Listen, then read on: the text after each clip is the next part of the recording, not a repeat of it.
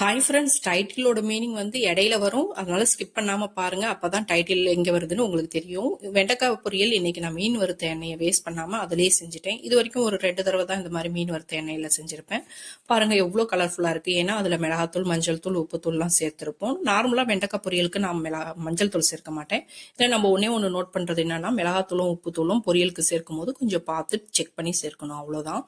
பாப்பாவுக்கு கொஞ்சம் லஞ்சுக்கு பேக் பண்ணி கொடுத்துட்டு கொஞ்சம் பொரியலா எடுத்து வச்சுட்டேன். அநேகமா இதுதான் லாஸ்ட் லஞ்சா இருக்கும்னு நினைக்கிறேன். நாளையிலேருந்து ரமதான் ஸ்டார்ட் ஆயிடும். நான் சின்ன பிள்ளையா இருக்கும் போது பாத்தீங்கன்னா, பிறை பார்க்கறதே ஒரு ஃபெஸ்டிவல் மாதிரி மொட்டை மாடியில போய் நின்றுட்டு அங்கிட்டு இங்கிட்டு அலைஞ்சிட்டு இருப்போம்.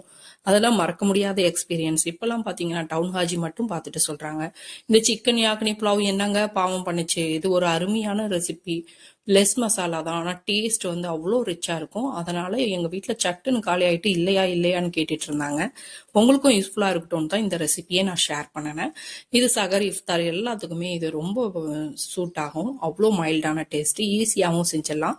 அதனால இதோட லிங்க் நான் கீழே கொடுக்குறேன். உங்களோட சப்போர்ட்டை வாரி வழங்குங்க. லைக்களையும் அப்படியே அள்ளி தட்டி விடுங்க. நம்மளுக்கு எப்பவுமே உங்களோட சப்போர்ட் தேவை. அப்புறம் இதோட லாங் ஃபார்ம் வீடியோ வேணும்னாலும் சொல்லுங்க, நான் போடுறேன். நான் சின்ன பிள்ளையா இருக்கும்போது பாத்தீங்கன்னா, நாளைக்கு பெருநாளா அதுக்கு அடுத்த நாள் பெருநாளான்னு ஒரே கன்ஃபியூஷன்ல மருதாணி எப்போ அரைச்சு வைக்கிறது அப்படின்னு சொல்லிட்டு அது ஒரு குழப்பத்துல ஓடிட்டு இருக்கோம். ஆனா அதெல்லாம் மறக்க முடியாத நினைவுகள். வீடியோ பிடிச்சிருந்தா லைக் பண்ணுங்க. தேங்க்யூ.